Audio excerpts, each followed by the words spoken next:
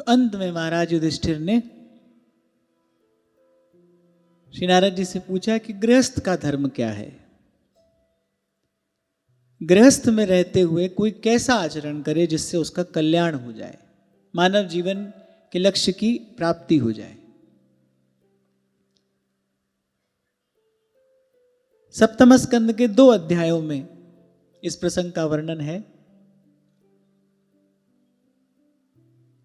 पर इसका चिंतन करने से जो सार स्वरूप बात हमारे हाथ में आती है वो ये कि सबसे पहले तो जो गृहस्थ है वो समय समय पर नियम पूर्वक, श्रद्धा पूर्वक सत्संग का सेवन करता रहे।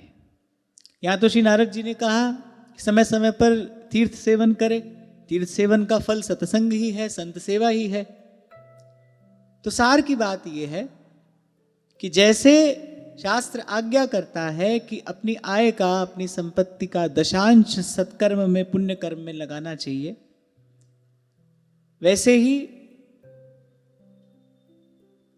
अगर हम विचार करें तो वास्तविक संपत्ति तो समय है। जो जीवन काल हमको प्राप्त हुआ है, जो अवधि हमको भगवान ने दी है अपना कार्य सिद्ध करने के लिए, हमारी वास्तविक निधि, वास्तविक संपत्ति तो ये है। उत्तम तो यही है कि सांस सांस सिमरै गोविंद। पर घर में रहते हुए, गृहस्थ में रहते हुए इतना तो अवश्य ही करे कि महीना में 3 दिन एक साधक की भांति गुरु चरणों का सेवन करे, क्योंकि भाई गुरु के चरणों से श्रेष्ठ और कोई तीर्थ नहीं है, वो तीर्थों का तीर्थ है। गुरु चरणों का सेवन करे, संत चरणों का सेवन करे और संतों के, गुरुजनों के चरणों में बैठकर सत्संग, सेवा और भगवत स्मरण की त्रिवेणी में गोता लगाए। सबसे पहला कर्तव्य तो यही है, और मुझे लगता है कि यही सत्संग ही समस्त मंगलों का मूल भी है, यही कल्याण का एकमात्र साधन भी है। इसलिए मैंने बल देकर कहा नियम पूर्वक। जैसे श्री ध्रुवदास जी ने कहा ना, या में प्रमाद ना करे, इसमें आलस्य ना करे। अब घर है, व्यापार है, अनेक अनेक प्रकार की अनुकूल प्रतिकूल परिस्थितियां आती रहती हैं और अंत तक आती रहेंगी, पर उनको देखकर वो जो सत्संग पालन का, सत्संग सेवन का जो नियम है उसमें प्रमाद नहीं करना चाहिए। प्रभु पर विश्वास करके, प्रभु पर भरोसा करके, भगवत जो प्रभु सो लगे तज नस्वर संसार, सब लज्जा भगवान को क्यों बिगड़े व्यवहार। प्रभु पर विश्वास करके सत्संग का पालन नियम पूर्वक कर, इसका तो व्रत होना चाहिए। अगर गृहस्थ अपना कल्याण चाहता है तो सबसे पहला व्रत यही ले कि नियम पूर्वक सत्संग का सेवन करूंगा। इसलिए मैंने कहा और अधिक ना कर सके तो कम से कम महीना में 3 दिन इतना तो करना ही चाहिए, दशांश तो निवेदन करना ही चाहिए। और अगर भगवान की कृपा से घर परिवार में सब अनुकूलता है, आप अधिक समय निकाल सकते हैं, और या फिर घर संसार के समस्त उत्तरदायित्व आप पूर्ण कर चुके हैं, फिर तो 10% परिवार के लिए रखना चाहिए। जैसे हमारे गिरिराज जी वाले पूज्य श्री पंडित जी महाराज कहते थे कि गृहस्थ के लिए तो यही नियम है कि अपनी आय का दशांश सत्कर्म में लगाए, लेकिन साधु उसको केवल अपने जीवन निर्वाह के लिए दशांश अपने पास रखना चाहिए। जो भी धन उसके पास में आए कि अपने शरीर निर्वाह के लिए हो सके तो उससे भी कम, पर इससे अधिक तो कदापि नहीं होना चाहिए, इससे आगे ना बढ़े। बाकी तो जो आए उसको हरि गुरु की सेवा में ही निवेदन करना चाहिए। तो ऐसे ही यदि अभी घर परिवार का कुछ कार्य शेष है, अभी जिम्मेदारी है, तो इतना तो कम से कम करे। और अगर भगवान की कृपा से सब कार्य पूर्ण हो गए हैं फिर तो ठीक है, 10% देना हो तो परिवार को दे, और नहीं तो अधिक से अधिक समय भगवत चिंतन में, भगवत स्मरण में, सत्संग सेवन में ही व्यतीत करना चाहिए। सबसे पहली बात तो यही, और सबसे महत्वपूर्ण बात भी यही है। फिर उसके बाद श्री नारद जी ने कहा गृहस्थ के लिए जो सबसे बड़ा छिद्र है, जहां से अनुचित कर्म या पाप कर्म प्रवेश कर जाता है, वो है लोभ। और गृहस्थ के लिए क्या, किसी के लिए भी संत कहते हैं सब पापों का बाप कौन है? लोभ है। लोभ है सर्व पाप को मूल। श्री भगवत रसिक देव कहते हैं, शायद ये पद मिल जाए इसमें,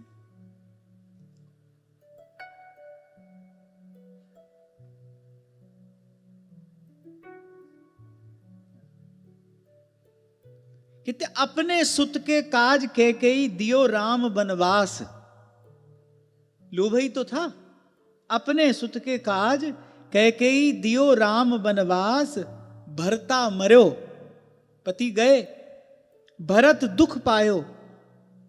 और वो जो संसार में घोर अपयश हुआ, सहयो जगत उपहास, बताओ वो कार्य करके कौन सा कार्य सिद्ध हुआ? श्री भरत जी ने अपार दुख पाया, श्री सीताराम जी बन बन डोले, पति परलोक चले गए, और जो अपकीर्ति हुई उसके विषय में तो क्या ही कहा जाए। एक भी कार्य तो सिद्ध नहीं हुआ। मूल में क्या था? केवल लोभ था। फिर दूसरा उदाहरण देते हैं, कह रहे वासुदेव तज अर्क उपासे। अगर आपने 17 जित का प्रसंग श्रवण किया हो, श्री ठाकुर जी को छोड़कर सूर्य भगवान की आराधना की, सेवंतक मणि प्राप्त की, और वही मणि अंत में प्राणहारिणी सिद्ध हुई। बंधु सहित भयो निधन आपनो, और निंदा सब ही कीनी। तो इसलिए कहते हैं भगवत रसिक संग जो चाहे, तो प्रथमे लोभ है त्यागे, देह गेह सुत संपत्ति दारा, सब हरिसो अनुरागे, लोभ है सर्व पाप को मूल। फिर नारद जी कहते हैं, सदा संतुष्ट मनसः सर्वा सुखमया दिशः, शर्करा कंटकादिभ्यो यथोपानत्पदः शिवम्। महाराज जी कह रहे, और जिसने संतोष प्राप्त कर लिया उसने सब सुख पा लिए। जिसके भीतर की वो दौड़ समाप्त हो गई, जिसके मन की भटकना मिट गई, वो तो जहां है वहीं आनंद है। उसको फिर सुख प्राप्त करने के लिए, आनंद प्राप्त करने के लिए न किसी तीर्थ में जाना है, ना उसे कहीं और भटकने की आवश्यकता है, ना फिर उसे कोई और साधन करना है। संत कहें संतोष सुखी, और संतोष बिना सब जगत दुखारी। तो बड़ा सुंदर उदाहरण दिया कि जैसे पांव में जूता पहनकर चलने वाले को कंकड़ और कांटों का कोई डर नहीं होता, वैसे ही जिसके मन में संतोष है उसके लिए सर्वदा सब ओर, सब समय, सब स्थान पर सुख ही सुख है, आनंद ही आनंद है। फिर एक बात कहते हैं, कामस्यांतं च शुत्रिभ्यां क्रोधस्यैतत् फलोदयात्, जनो याति न लोभस्य जित्वा भुक्त्वा दिशो भुवः। समझने की बात है, बहुत ध्यान से आप सुनना। मन में कोई कामना उठी, जिस वस्तु की कामना थी आपने वो वस्तु एक बार को प्राप्त कर ली। अब मान लो भूख लगी, भोजन कर लिया, तो एक बार तो क्षुधा की निवृत्ति हो गई ना, एक बार तो भूख शांत हो गई। तो काम का वेग उठा, थोड़ी देर बाद शांत हो गया। ऐसे ही क्रोध भी है, उसका भी वेग आता है, वो अपना कार्य करके चला जाता है। यद्यपि क्रोध अपने वेग में बड़ी से बड़ी हानि करवा देता है, पर फिर भी वेग आता है, फिर शांत होता है। पर एक बात यहां कह रहे हैं, परंतु यदि मनुष्य पृथ्वी की समस्त दिशाओं को जीत ले, समस्त विषयों को भोग ले, तब भी लोभ का अंत नहीं होता। इसीलिए कहा लोभ है सर्व पाप को मूल। और बात सही है, भूख लगी, लो भोजन कर लिया, क्षुधा निवृत्ति हो गई। क्रोध आया तो वो भी कुछ समय बाद उसका वेग शांत हो जाएगा। पर लेकिन अगर लोभ लगा है तो फिर कह रहे चाहे 10 दिशाओं को जीत ले और सारे विषयों को भोग ले, पर लोभ का अंत नहीं होता। लोभ का अंत, तृष्णा का अंत एक ही प्रकार से संभव है कि कृष्ण शरण गए तृष्णा जई है। और फिर ये लोभ कैसा है? पंडिता बहवो राजन बहुज्ञा संशयच्छिदः सदसस्पतयोप्येके असंतोषात् पतन्त्यधः। अनेक विषयों के ज्ञाता हों, बड़े बड़े विद्वान हों, पर इस लोभ के कारण पतन होते देखा गया है। श्री गोस्वामी जी तो उत्तरकांड में कहते हैं, ज्ञानी तापस सूर कवि कोविद गुण आगार। ज्ञानी, तपस्वी, शूरवीर, कवि, अनेक अनेक विषयों के ज्ञाता और अनेक अनेक गुण हैं जिनमें। ज्ञानी तापस सूर कवि कोविद गुण आगार। पर गोस्वामी जी कह रहे हैं, किनके लोभ विडंबना कीन्ही न एहि संसार। ऐसा कौन है लोभ के कारण जिसका पतन ना हुआ हो? बहुत विचार कर कहा है संतों ने, लोभ है सर्व पाप को मूल, सब पाप का बाप लोभ है। अब वो लोभ किसी वस्तु का भी हो सकता है, शब्द स्पर्श रूप रस गंध इनसे संबंधित किसी भी विषय को प्राप्त करने का लोभ हो सकता है। कंचन का लोभ हो सकता है, कामिनी का लोभ हो सकता है। ये दोनों लोभ छूट जाए तो फिर कीर्ति का लोभ है। लोभ माने मुझे मिले, मैं पाऊं, मुझे मिले। और क्यों व्यास जी कहते कृष्ण शरण गए तृष्णा जई है? ये मुझे मिले, मुझे मिले, ये जो दुर्वासना है ये कब नष्ट होती है? जब प्रेम का स्पर्श होता है। और भी प्रेम का स्पर्श होने के बाद फिर ये जो मांगना जांचना है ये छूटता है। ये जो बटोरने की वृत्ति है ये समाप्त होती है। प्रेम प्रभु की कृपा होती है, हित प्रभु की कृपा होती है। फिर इच्छा होती है कि नहीं भाई अब हम बांटे। उससे पहले तो मुझे मिले, मैं पाऊं, छीन कर, झपट कर, खींच कर, जैसे भी मिले मुझे मिले। इसी को दुर्मति कहा है संतों ने। यही माया मोहित बुद्धि का लक्षण है कि व्यक्ति को जब ये लगता है कि मुझे मिल जाएगा तो मैं सुखी हो जाऊंगा। इसीलिए ये उदाहरण दिए श्री भगवत रसिक देव जी ने, दो उदाहरण। इसी लोभ के वशीभूत होकर वो सब कार्य कैकेयी ने किया। कह रहे क्या परिणाम आया? भरता मर्यो भरत दुख पायो सयो जगत उपहास। फिर दूसरा उदाहरण, वासुदेव तज, श्री ठाकुर जी को छोड़कर अर्क उपासे। अर्क माने सूर्य। वासुदेव तज अर्क उपासे और सत्राजित मनि लीनी, ते ही कारण भयो निधन आपनो, निंदा सब ही कीनी। लोक परलोक दोनों बिगड़े। कारण क्या है? लोभ है। इसलिए गोस्वामी जी कह रहे कौन है इस लोभ के कारण जिसका पतन ना हुआ हो, इस लोभ के कारण जिसने जीते जी नरक का द्वार नहीं देखा हो। इसलिए गोस्वामी जी कह रहे हैं, काम क्रोध मद लोभ सब नाथ नरक के पंथ। सब नाथ नरक के पंथ। लोभ की शांति होगी संतोष से। संतोष कैसे आएगा? जब भगवान पर विश्वास होगा। भगवान पर विश्वास कैसे होगा? तब ही हो ही सब संशय भंगा, जब बहुकाल करिए सत्संगा। षड्वर्ग संयमैकांता सर्वान्नियमचोदना, तदंता यदि नो योगानावहेयुः श्रमावहा। नारद जी ने कहा कि धर्मराज आपने जो प्रश्न पूछा है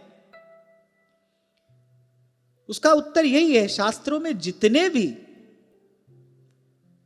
नियम बताए गए हैं, बनाए गए हैं, उन सब का प्रयोजन क्या है? काम क्रोध लोभ मोह मद मत्सर, इन 6 शत्रुओं पर विजय प्राप्त करके भगवान में भक्ति हो जाए। अब सुनो धर्मराज, संकल्पों के परित्याग से काम को जीता जा सकता है। अनारंभ। लेकिन ये कार्य कोई सदा सावधान साधक ही कर सकता है। इसीलिए कहा जाता है सावधानी ही साधना है। अपने मन में कोई नया संकल्प स्फुरित ना होने पाए, इसके लिए सतत निरंतर अभ्यास चाहिए। किस भाव का? भगवान की इच्छा में हमने अपनी इच्छा मिला दी, और मन में कोई संकल्प उठे भी सही तो उसकी ओर ध्यान नहीं देना है, उसकी पूर्ति करने में लग नहीं जाना है। धीरे धीरे क्या होगा, जैसे आप जाकर कोई द्वार खटखटाएं, भीतर से कोई उत्तर ना दे तो आप क्या करेंगे? वहीं बैठे थोड़ी रहेंगे, आगे बढ़ेंगे। बिल्कुल ठीक ऐसे ही मन में कोई संकल्प स्फुरित हो, उसकी ओर ध्यान नहीं देना है, उसको पूरा करने में लग तो बिल्कुल भी नहीं जाना है। गुरुदेव ने जो कार्य दिया है सत्संग, सेवा और भगवत स्मरण, उसमें लगे रहना है। धीरे धीरे क्या देखेंगे, वो मन में उठने वाले जो वो संकल्प हैं धीरे धीरे वो शांत होने लगेंगे। पहले जो मन में बड़ी भीड़ भाड़ रहती थी संकल्पों की, पहले जो बड़ा कोलाहल रहता था, आप देखोगे धीरे धीरे वो सब शांत हो रहा है। यही तप है, मन के कहे लग नहीं जाना है। रात को 12 बजे मन की इच्छा हुई कि चलो हलवा खा लें।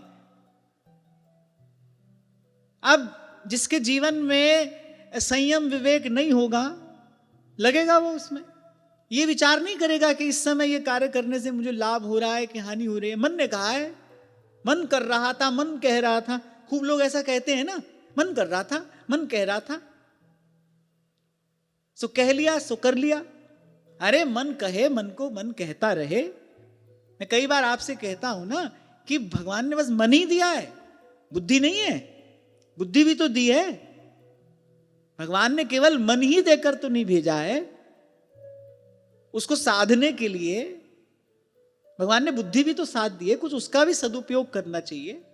और फिर बुद्धि में विवेक जगाने के लिए सत्संग करना चाहिए। केवल मन ही मन तो नहीं है, और फिर केवल मन ही मन मानो तो फिर मन ही करे फजीत। यही मन फजीहत कराता है। बार बार संसार में डालने वाला कौन है? बंधन का कारण शास्त्र ने किसको कहा है? मन को ही कहा। ये मन ही बंधन का कारण है। तो मन में कोई संकल्प उठे जो हमारे गुरुजनों की आज्ञा के अनुकूल ना हो, जो श्रुति शास्त्र सम्मत ना हो, जिसकी आज्ञा हमको हमारे गुरुजन ना देते हो, हमारे मन में उठ गया वैसा कोई संकल्प, कोई बात नहीं, उठ जाने दो। अच्छा, एक बात तो है, मन अकेला कुछ नहीं कर सकता। जब तक आप मन के साथ न लगे तब तक मन कुछ नहीं कर सकता। शोर तो मचा सकता है, आपको थोड़ी देर के लिए बेचैन भी कर सकता है, पर यहीं पर तो आकर शूरवीरता की आवश्यकता है। उसके सामने हथियार डाल ना दे, उसके सामने डटा रहे। तभी कबीर जी ने कहा, भक्ति करे कोई सूरमा, जात बरन कुल खोए। अरे मन में तो ये सब, क्योंकि भाई जन्म जन्मांतर से यही हो रहा है ना। अब उस सारे उपद्रव को शांत होने में थोड़ा समय लगेगा, होने दो। हमको तो संतों ने सूत्र दे दिया, भाई भगवान की शरण में चले गए, अब अनारंभ होकर रहना है, अपनी ओर से कोई नया कार्य आरंभ करना ही नहीं है। भगवान की जो इच्छा होगी वो होगा। अच्छा, भगवान की जो इच्छा होगी वो हो ही जाएगा, उसको रोकने वाला कौन है? हरी इच्छा भावी बलवाना। जो भगवान की इच्छा होगी वो हो ही जाएगा। इसीलिए तो संत गा रहे हैं, जचे जिस तरह नाच नचावा, थे मन भायो जी, नाथ हरि सरनी आयो। भगवान की शरण में जाने के बाद भी फिर हम अपना निर्णय ले ही रहे हैं, अपनी इच्छा से सब किए ही चले जा रहे हैं, फिर क्या भगवान की शरणागति हुई? शरण में चले गए, अब तो प्रभु डोरी हाथ तुम्हारे, जो करावे सोई करना। यही तो अर्थ है शरणागति का। नानक दास तेरी शरणा। तो यहां लिखा है संकल्पों के परित्याग से। कोई नवीन संकल्प मन में स्फुरित ना हो भी तो आप अपने साधन में, भगवत भजन में, नाम स्मरण में लगे रहें। धीरे धीरे क्या होगा, जब मन देखेगा कि भाई आप उसकी बात पर बिल्कुल भी ध्यान नहीं दे रहे हैं, आप उसकी मांगी हुई वस्तु उसको दे ही नहीं रहे हैं, फिर धीरे धीरे क्या होगा, धीरे धीरे मन शांत होगा। अच्छा, और यही एकमात्र साधन है। इसीलिए श्री डोंगरे जी महाराज कहते थे कि संतोष में ही सब सुख है, नया काम आरंभ करने में नहीं लग जाना। अब जो हुआ सो हुआ, इसी को तो संतों ने कहा, अरे गई सो गई, तू राख रही को, अब आगे सावधानी से चलना है। तो कहा संकल्पों के परित्याग से काम को और कामना के त्याग से क्रोध को जीते। क्रोध को जीतना हो तो फिर क्या है? कामना का त्याग। काम को जीतना हो तो नए संकल्प का त्याग। क्रोध को जीतना है, क्योंकि क्रोध कब होता है? जब अपना मन भाया नहीं होता, तभी तो क्रोध आता है। किसी से आपने कोई आशा लगाई, उसने आपकी आशा के अनुरूप वो कार्य नहीं किया, लो क्रोध आया। काम से ही तो क्रोध उत्पन्न होता है ना। गीता जी में भगवान ने विस्तार से कहा, कामात क्रोध, काम से क्रोध। कामना की पूर्ति नहीं हुई, क्रोध आ गया। अभी थोड़ी देर पहले जिसको खूब लाड़ लड़ा रहे थे, जिसको खूब दुलरा रहे थे, पुचकार रहे थे, उसने कोई ऐसी बात कह दी जो आपकी मन भाई नहीं है, लो वहीं उसी क्षण, वहीं उसी स्थान पर हाय हाय होने लगी।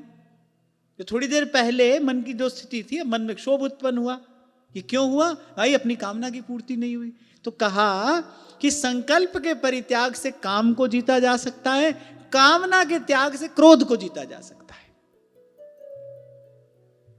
और फिर एक बड़ी अच्छी बात यहां कह रहे हैं, संसारी लोग जिसको अर्थ कहते हैं, उसको अनर्थ समझकर लोभ को जीता जा सकता है।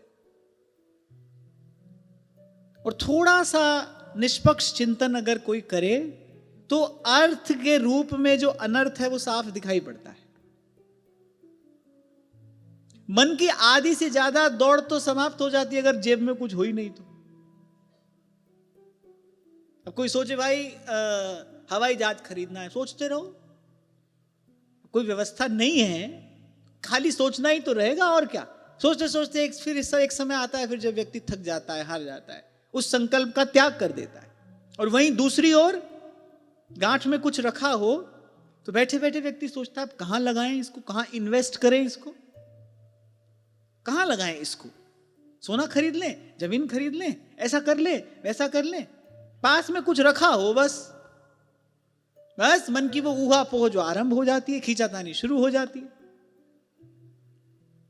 एक आध व्यक्ति का तो ऐसा भी दर्शन हमको हुआ, वो थोड़ी थोड़ी देर बाद अपने बैंक की पासबुक खोलकर देखते थे, फिर मुस्कुराने लगते थे, बड़े प्रसन्न होते थे वो देख देख कर। वो बेचारी वहीं धरी रह गई, वो जो देखने वाले थे वो तो चले गए, वो वहीं धरी है।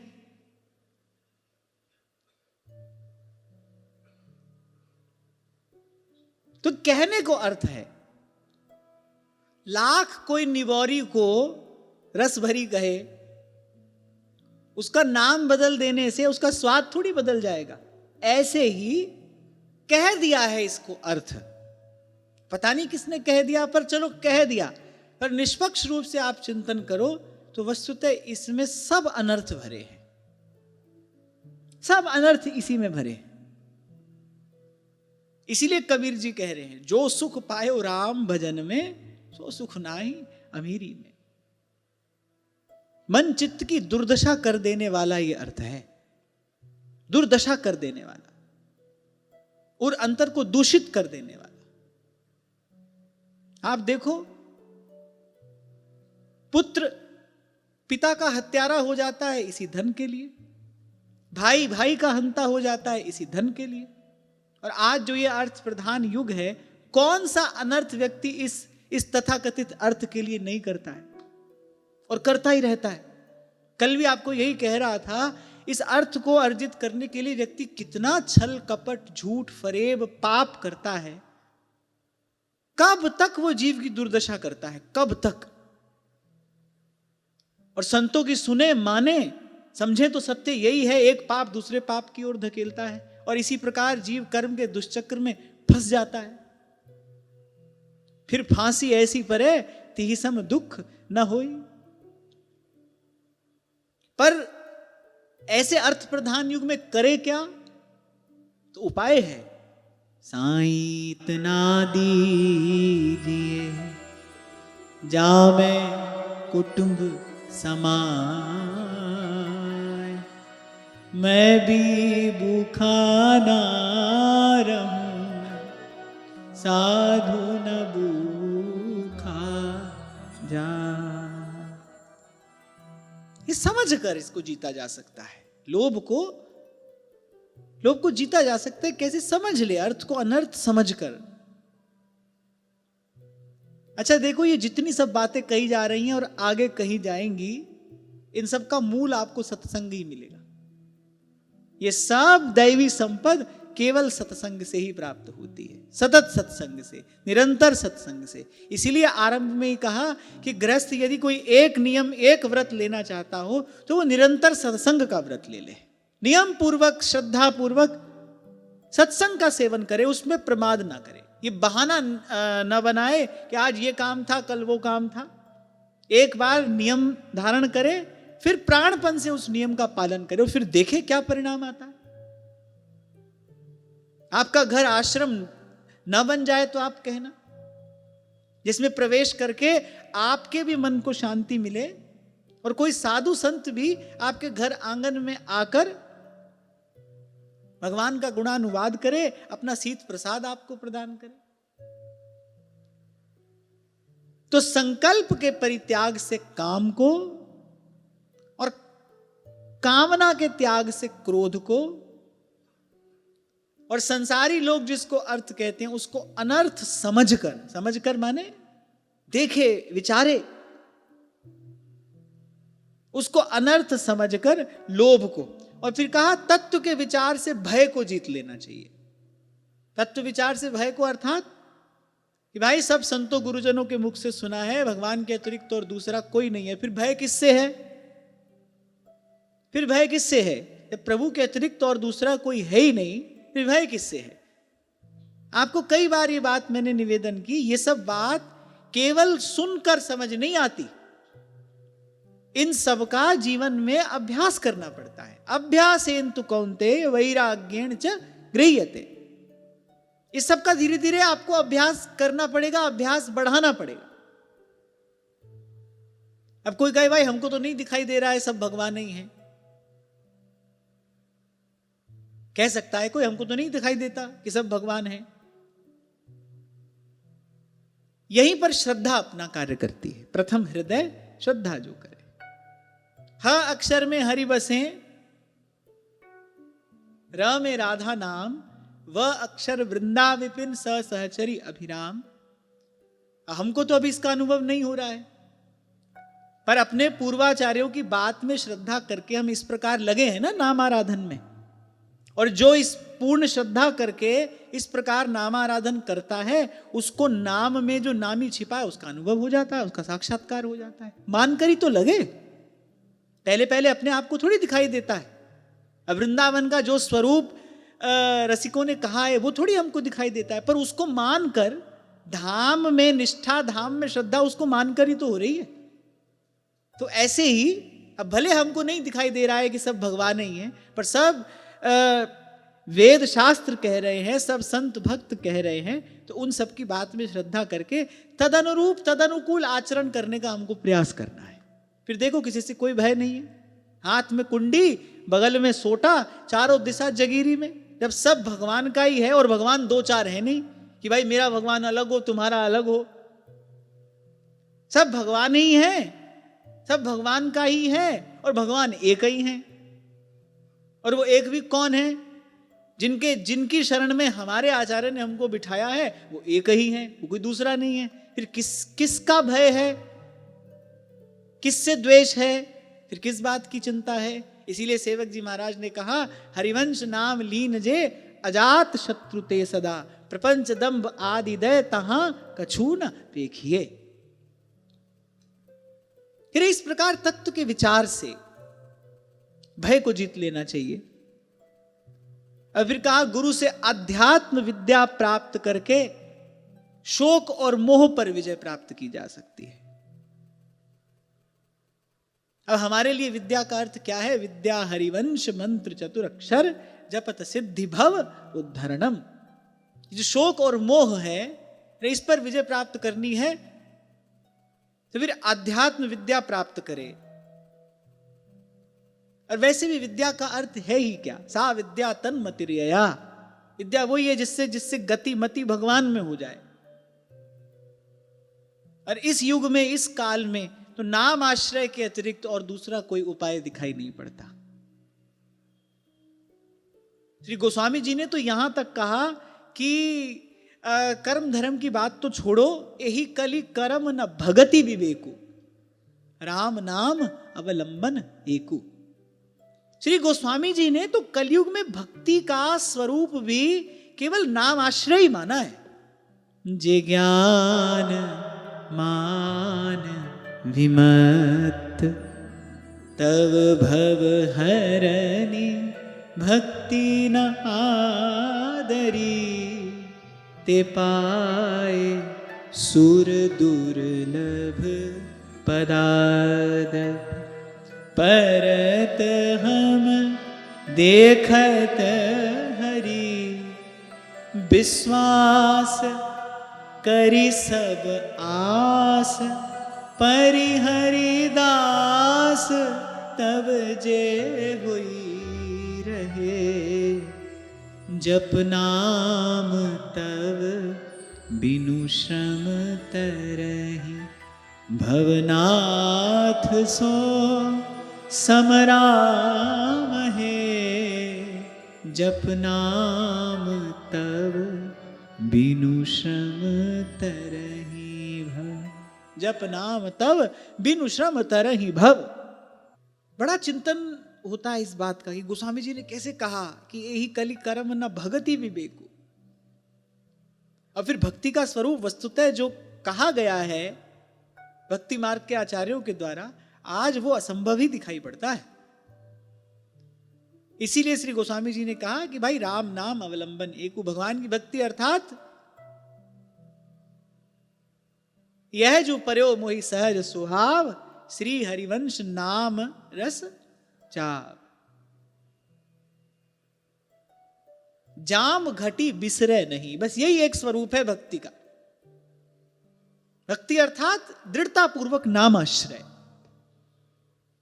इसलिए सदा ही आपको यही निवेदन किया, सब छोड़कर अपनी सारी शक्ति बस नाम में लगाइए, नाम जपिए, नाम रटिए, नाम गाइए, नाम ध्याइए, सब छोड़कर। और सब छोड़कर अर्थात सब छोड़कर केवल नाम। नहीं तो कबीर कहते हैं ठाडा ब्रह्मा निगम उचारे। वो तो अपने चार मुख से और अनादिकाल से वेदों की ऋचाओं का गान कर रहे हैं, पर अलख न लख्या जाई। ठाडा ब्रह्मा निगम उचारे, अलख न लख्या जाई। फिर कहा तत् तेल नाम किया बाती, दीपक दे उजियारा, जोत लाए जगदीश जगाया, बूझे बूझन हारा, जी गोपाल तेरा आसरा, जी दयाल तेरा आसरा। तो अध्यात्म विद्या से शोक और मोह को जीत ले। और अध्यात्म विद्या अर्थात हमारे लिए विद्या हरिवंश मंत्र चतुर अक्षर, जपत सिद्धि भव उद्धरणम। और फिर कहा संतों की उपासना से दंभ पर विजय प्राप्त करे। उपासना माने, उपासना का अर्थ होता है पास जाकर बैठना। मैंने संतों की सेवा में रहकर, संतों के सानिध्य में रहकर, संतों के संग में रहकर दंभ पर विजय प्राप्त करे। प्रपंच दंभ आदि दय तहां कछु न देखिए। ये दो बड़े भारी शत्रु हैं साधक के। सब छोड़कर साधन में लगा, फिर यहां आकर फिर एक नए प्रकार का जो बाहर से बड़ा सात्विक दिखाई पड़ता है, वो सात्विक प्रपंच आरंभ किया। स्थान बनाओ, चेला बनाओ, ये क्या है? अब कहने को तो ये हो रहा है कि देखो कितना बड़ा लोकहित इनके द्वारा हो रहा है,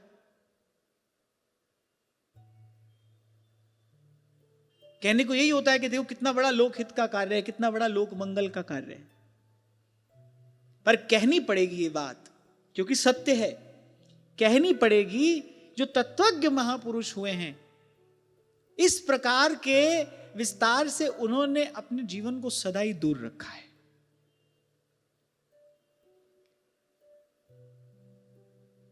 यही वृंदावन में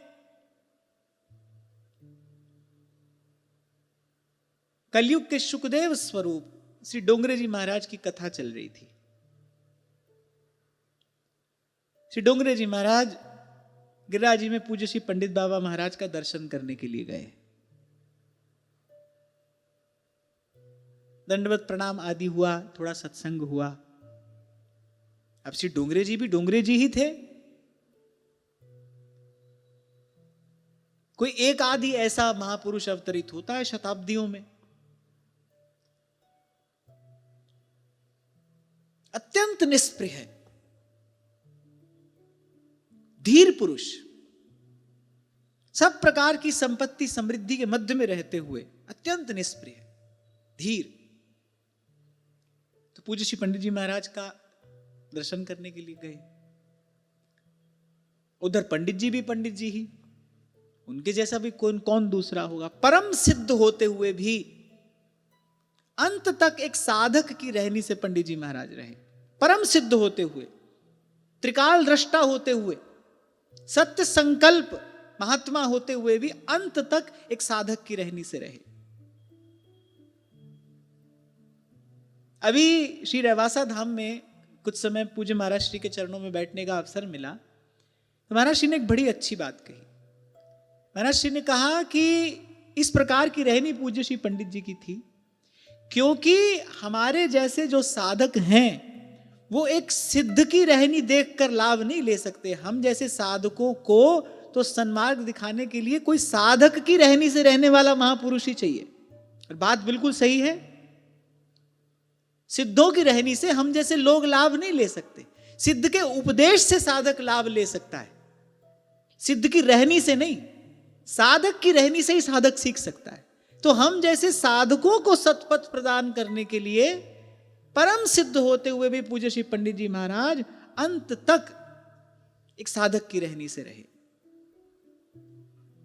आपको शायद पूर्व भी मैंने निवेदन किया था, बहुत बरस पहले पूज्य महाराज श्री ने एक बात कही और वो बात भीतर रह गई। बोले कुछ भी हो, आप आध्यात्मिक दृष्टि से कहीं भी पहुंच जाएं, कुछ भी प्राप्त आप कर लें, पर इस संसार में तो हो सके तो साधक ही बनकर रहना। और वो बात बड़े काम की है। अरे कितने अनर्थों से, कितने प्रपंचों से व्यक्ति बच जाता है। तो पूज्य श्री पंडित जी भी पंडित जी हैं। दोनों दिव्य विभूतियों का संग हुआ। श्री डोंगरे जी महाराज ने प्रार्थना की कि हमारी एक विनती है कि यहां पर एक अन्न क्षेत्र आरंभ हो जाए।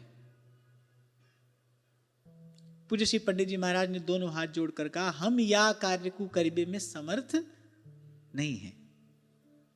तो श्री डोंगरे जी महाराज ने कहा, आपको कुछ भी नहीं करना है, आपको तो केवल स्वीकृति देनी है, आपको कुछ नहीं करना है, सब व्यवस्था हो जाएगी और चलती रहेगी।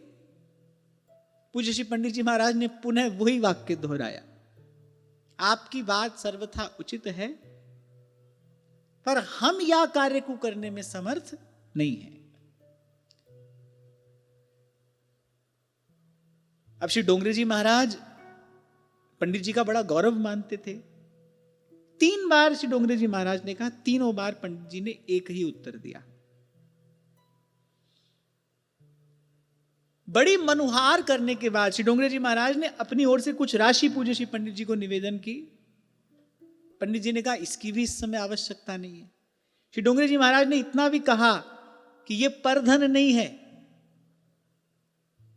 ये मेरा धन है, मैं श्रद्धा पूर्वक आपके चरणों में सेवार्थ निवेदन करता हूं। बड़ी मनुहार करने के बाद अब पूज्य श्री पंडित जी महाराज भी जानते थे महापुरुषों का आदर किस प्रकार करना चाहिए, तो अपना नियम एक और रखते हुए 2 रुपया उसमें से लिए, 2 रुपया। और श्री डोंगरे जी महाराज के प्रस्थान करते ही वो 2 रुपया किसी को बुलाकर कहा कि जाओ श्री गिरिराज जी पर फूल तुलसी चढ़ा दो और ये कह देना हमारी ओर से नहीं है, ये श्री डोंगरे जी महाराज की ओर से पुष्प तुलसी है, हमारी ओर से नहीं है, ये कह देना उनसे। अरे वहीं से डोंगरे जी महाराज का जीवन, कौन सा भारत का ऐसा सेठ साहूकार होगा जो उनके चरणों में नत नहीं होता होगा। एक तुलसी दल के अतिरिक्त उन्होंने कभी कुछ स्वीकार नहीं किया। प्रत्यक्षदर्शी महानुभावों का कहना है कि उनकी धर्म पत्नी का जब शरीरांत हुआ तो अंतिम क्रिया करने के लिए डोंगरे जी महाराज के पास कुछ नहीं था। जिस महापुरुष के सन्मुख देश के बड़े बड़े सेठ साहूकार सुबह शाम नत होते हैं, उस महापुरुष के पास अपनी पत्नी की अंतिम क्रिया करने के लिए कुछ नहीं था। जो सब कुछ कर सकते थे उन्होंने ये सब नहीं किया। कोई बात होगी, कोई कारण होगा। जो यहां सोने के मंदिर बनवा सकते थे उन्होंने लता भवन में अपने इष्ट को विराजमान रखा। अरे कोई कारण होगा। हो सकता है हमारी स्थूल बुद्धि को वो बात आज न समझ में आए, पर जहां अपनी बुद्धि की गम ना हो वहां गुरुजनों के आचरण को प्रमाण मानकर तदनुकूल आचरण करना चाहिए। जो बात अपनी समझ में ना आती हो वहां गुरुजनों का आचरण ही प्रमाण माना जाता है। यही गुरु के चरणों में श्रद्धा है।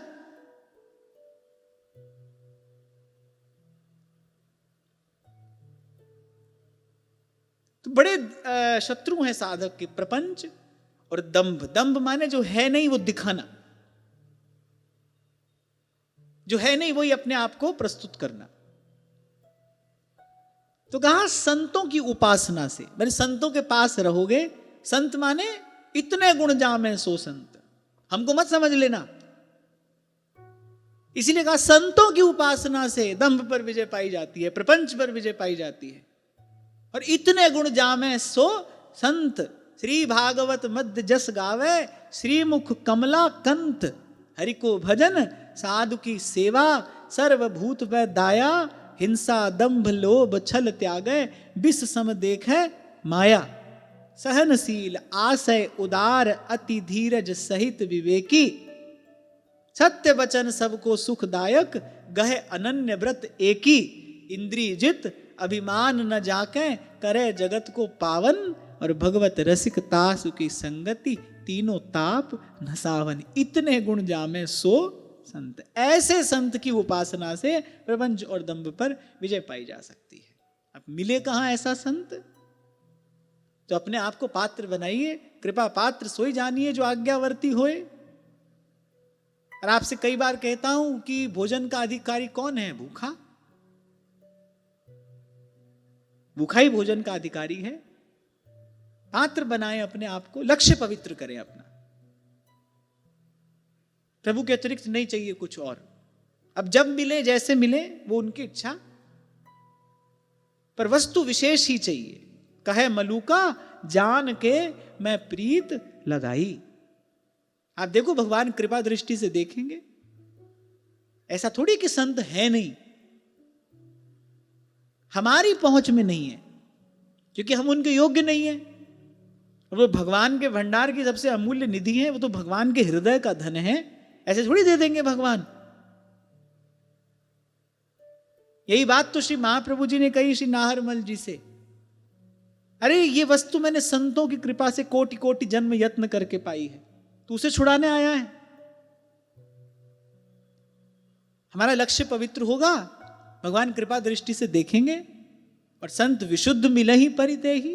भगवान कृपा दृष्टि से देखेंगे, सच्चा शुद्ध संत हमको मिलेगा। उसकी उपासना से प्रपंच छूटेगा, दंभ समाप्त होगा।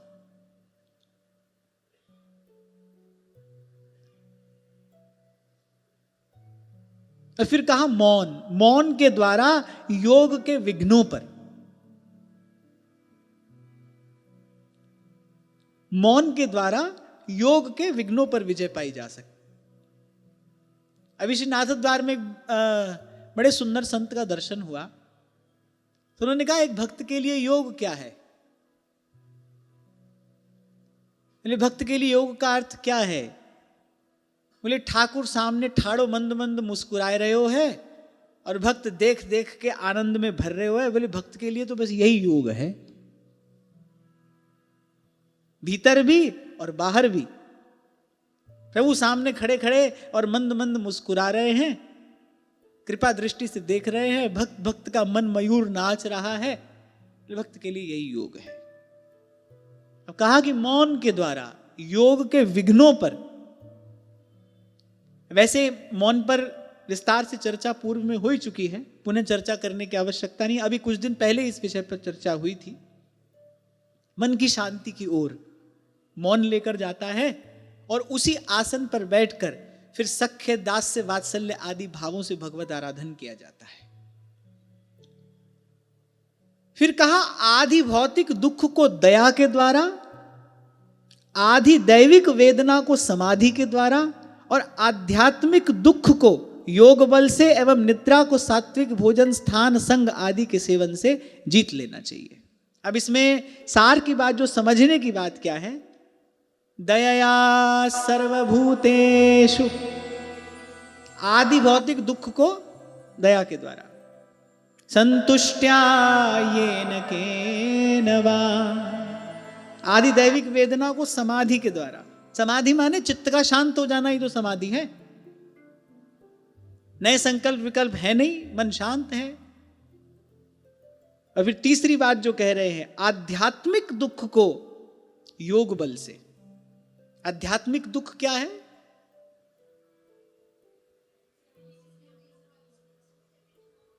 हाँ, अब जो जीव है वो प्रभु से दूर है, यही उसका आध्यात्मिक दुख है।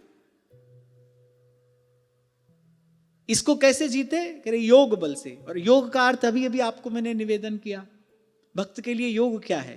बस किसी ना किसी प्रकार से कभी कभी नाम को पकड़े, कभी रूप का दर्शन करे, कभी लीला का कीर्तन और श्रवण करे, धाम का आश्रय लेकर पड़ा रहे। इसी नाम रूप लीला धाम के योग बल से उस आध्यात्मिक दुख की निवृत्ति होती है। जो भगवत विरह है, जो भगवान से बिछुड़ गया है जीव, कैसे मिलेगा वापस? नाम से, रूप से, लीला से और धाम से। इसी चतुष्टय से ही तो फिर से जीव पहुंचेगा ना भगवत चरणारविंद में। नाम रूप लीला धाम, यही सब भक्ति मार्ग के आचार्यों ने मार्ग दिया है।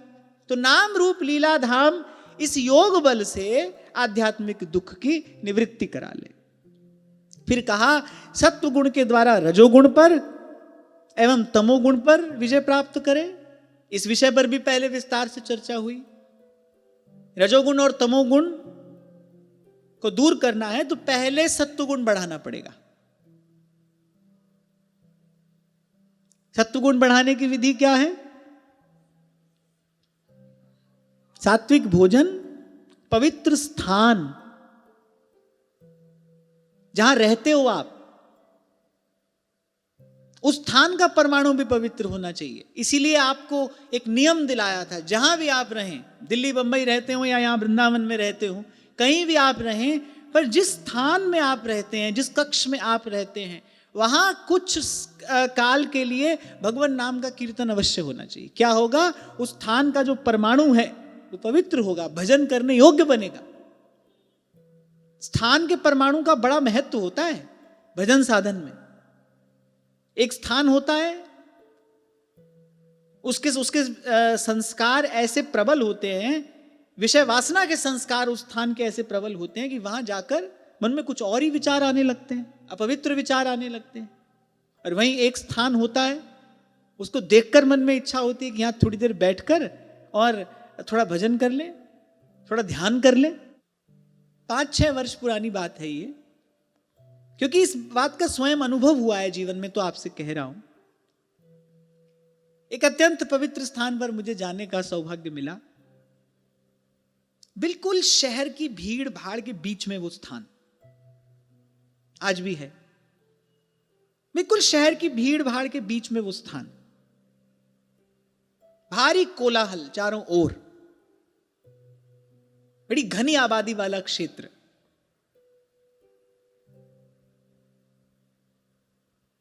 बता देता हूं आपको,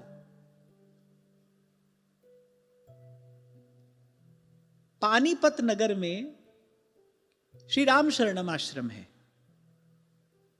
वहां मुझे एक बार सौभाग्य से जाने का अवसर मिला। बड़ी घनी आबादी वाला वो क्षेत्र है, बिल्कुल बीचों बीच वो स्थान है। हम भीतर गए, उनको पूज्या माँ का दर्शन करना था, तो उन्होंने कहा कि आप 10 मिनट यहाँ पर प्रतीक्षा करिए। तो 10 मिनट के लिए उन्होंने मुझे उस आश्रम के कक्ष में बिठाया। और ये बिल्कुल भी आप ये ना समझिएगा कि मैं अपनी कोई बात आपको बता रहा हूं, उस स्थान की महिमा मैं आपको बता रहा हूं। उन्होंने कहा आप 10 मिनट यहां पर प्रतीक्षा करिए। जिस स्थान पर उन्होंने मुझे बिठाया, आश्रम का एक कक्ष था, और आश्रम का एक कक्ष ही था, ऐसा नहीं कि कोई मंदिर था, आश्रम का एक कक्ष था। उन्होंने उस स्थान पर मुझे बिठाया। उस स्थान पर बैठते ही सहज ही सुखासन लग गया, नेत्र मुंद गए, सहज ही। मैं आज भी उस क्षण का स्मरण करता हूं तो भीतर एक आनंद होता है। सुखासन लग गया, नेत्र मुंद गए, और ये तो 10 मिनट बाद हमको वहां से उठा दिया गया। यदि कुछ काल तक वहां पर और बैठे रहते तो वो जैसे कबीर कहते हैं ना, साधो सहज समाधि भली, ऐसे वो सहज समाधि किसी स्थिति प्राप्त हो जाती। क्या है? उस स्थान का परमाणु ऐसा था, उस स्थान की महिमा है। तो ये जीवन में अनुभव किया कि स्थान का जो परमाणु होता है उसका प्रत्यक्ष प्रभाव होता है। इसलिए जिस स्थान पर आप रहते हैं उस स्थान का परमाणु पवित्र हो। और भाई एक ही साधन है, भगवान का नाम समस्त मंगलों का मूल है, भगवत स्मरण समस्त मंगलों का मूल है। तो रजोगुण और तमोगुण पर विजय प्राप्त करनी है तो सत्वगुण बढ़ाना पड़ेगा। सत्वगुण कैसे बढ़ेगा? सबसे पहले आहार शुद्धि, आहार शुद्ध हो सत्व शुद्धि। सबसे पहले आहार की शुद्धि हो। इस विषय पर तो अनेक बार चर्चा हो गई। फिर यहां एक बात लिखी गई कि स्थान पवित्र हो। जिस स्थान पर आप रहते हैं स्थान पवित्र हो, स्वच्छ हो और पवित्र हो। ये नहीं कि हम तो परमहंस हैं, जो जहां पड़ा है वहां पैसा पड़ा है। कुछ नहीं, ये सब प्रमाद होता है और कुछ नहीं। क्योंकि स्वच्छता ही पवित्रता की जननी है। स्वच्छता के बिना शुचिता नहीं हो सकती। एक मैले कुचैले जहां कूड़े का ढेर लगा हो उस स्थान पर बैठकर भजन की इच्छा हो सकती है? अब किसी परमहंस की हो सकती हो तो भाई हम उसको प्रणाम करते हैं, हमारी तो नहीं हो सकती, मेरी तो नहीं हो सकती। और मुझे लगता है भाई इस संसार में हम रह रहे हैं, जिस स्थान पर हम रहते हैं उस स्थान के प्रति इतना तो हमारा एक कर्तव्य बनता है। तो 3 बात यहां मुख्य रूप से कही गई। रजोगुण तमोगुण के दुष्प्रभाव से मुक्त होना है, सत्वगुण बढ़ाना है, तो सबसे पहले तो सात्विक भोजन, फिर पवित्र स्थान। और स्थान को पवित्र बनाया जाता है भगवत भजन से, भगवत स्मरण से। इसलिए जहां भी आप रहते हो, आज ये प्रसंग पुनः उपस्थित हुआ है तो हम फिर इसका स्मरण कर रहे हैं। जहां भी आप रहो, आप धाम में रहते हो तब तो मुझे लगता है भजन के अतिरिक्त और कुछ करना ही क्यों है। जुगल चरण के भजन बिन और निमिष न दीजे जान। तो यहां रहते हो तब तो एक कर्तव्य ही है, फिर तो हमारी उपासना ही है। पर कहीं आप बाहर भी रहते हैं तो भी जिस स्थान में आप रहो, अच्छा पूरे घर का नियंत्रण आपके हाथ में न हो, क्योंकि ऐसा भी बंधन नहीं बांधा जा सकता। पूरे घर का नियंत्रण मान लो आपके हाथ में नहीं है,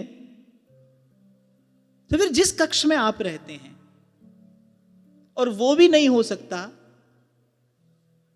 जहां आप उठते बैठते हैं सोते हैं, कम से कम उतना स्थान।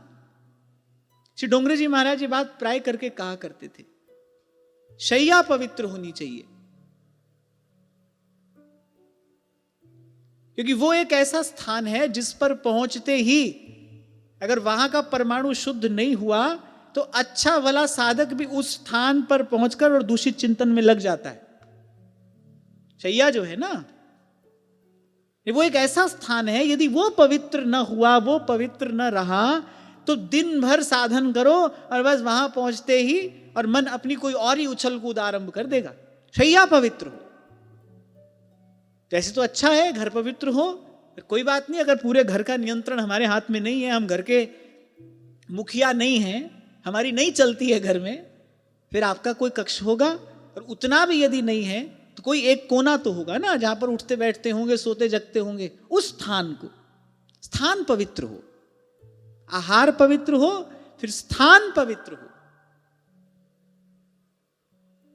इसलिए संत कहते हैं सोने से पहले, आपको शायद मैंने कहा था ना, कोई किसी भक्त चरित्र का चिंतन करते करते, भगवान नाम जप करते करते, प्रभु के प्रति कृतज्ञ होते होते इसी प्रकार निद्रा में प्रवेश करना चाहिए। फोन चलाते चलाते नींद में जाओगे, जो भी देखा है सुना है उसी का प्रभाव चेतना पर पड़ता है ना। फोन चलाते चलाते नींद में जाओगे, क्योंकि जो आधे से ज्यादा लोग आजकल करते हैं, फोन चलाते चलाते नींद में गए, और आंख खुलते ही जो सबसे पहला कार्य किया जाता है, अभी आंख पूरी तरीके से खुलती भी नहीं है, अध खुली आंख से ही हाथ यहां वहां चलाकर सबसे पहला कार्य यही होता है।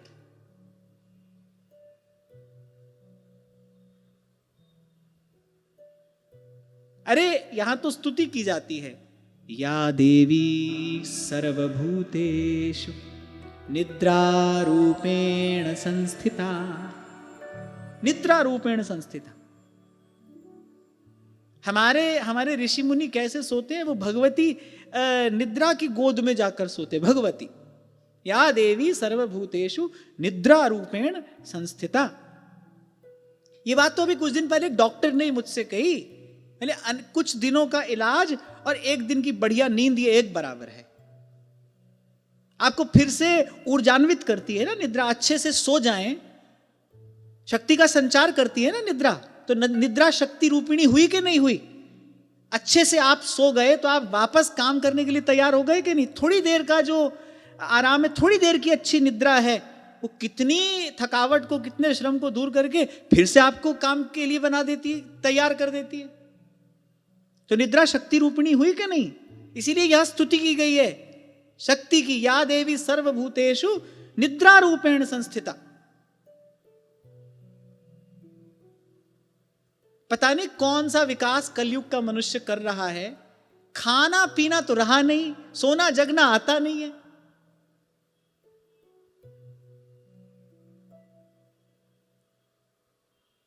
कितनी महत्वपूर्ण होगी दो बातें कि वहां महाभारत के उस युद्ध क्षेत्र में वहां भगवान इन दो बातों का उपदेश कर रहे हैं, खाना और सोना।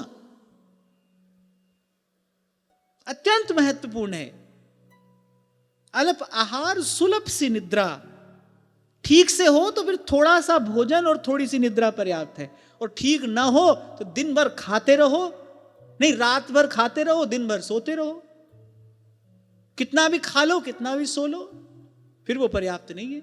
और एक बात और ध्यान रखना, भी आ गई बात तो मैं कह रहा हूं, भजन और भोजन आप जितना बढ़ा लो उतना बढ़ जाएगा, जितना घटा लो उतना घट जाएगा। अल्प आहार सुलभ सी निद्रा, सात्विक जीवन यदि व्यतीत करना है फिर तो इतना पर्याप्त है, फिर इससे अधिक की आवश्यकता नहीं है।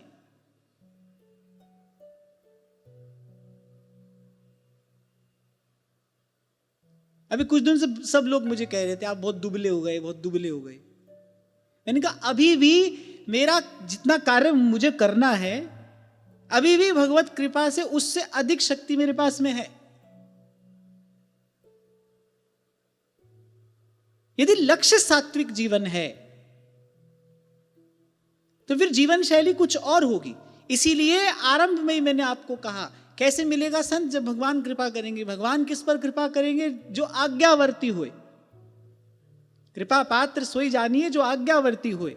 और सब संतों भक्तों की, सब वेद शास्त्र की आज्ञा जीव के लिए क्या है? राम सिमर राम सिमर। ये अगर हमारा लक्ष्य बने, तदनुकूल यदि हम आचरण करें तो हुए हम आज्ञावर्ती, फिर बने हम कृपा पात्र। फिर देखो भगवान कृपा करेंगे, विशुद्ध संत से मिलाएंगे, और संतों की उपासना से प्रपंच दंभ से मुक्ति मिलेगी। क्रम है। पहला कदम रखोगे वो दूसरे तक ले जाएगा, दूसरा तीसरे तक। क्रम है।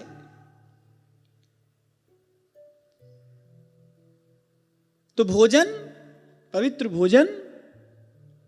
पवित्र स्थान, और फिर जो सबसे महत्वपूर्ण है, जो वस्तुतः इन दोनों को अपवित्र से पवित्र बनाने वाला है, वो क्या है?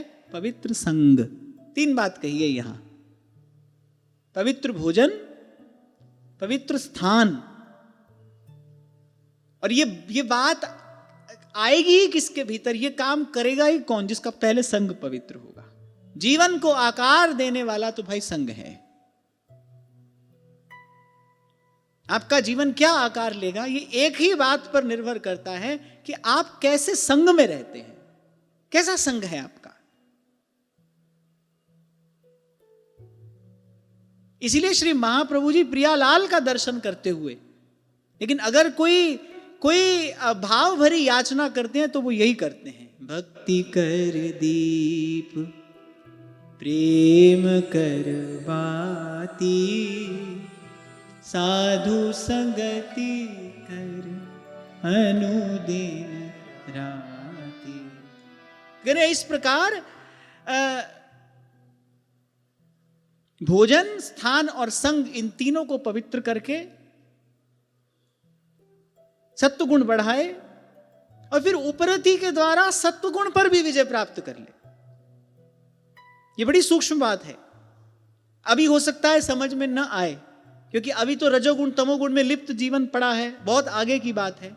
उपरति माने फिर भगवत रसिक देव जैसे कहते हैं ना, परमारथ व्यवहार बनो के ना बनो, अंजन है मम नैन सदा भगवत सनो, देहु दया कर दान न बिसरो केली को, भगवत बलित तमाल बिलोको बेलिको।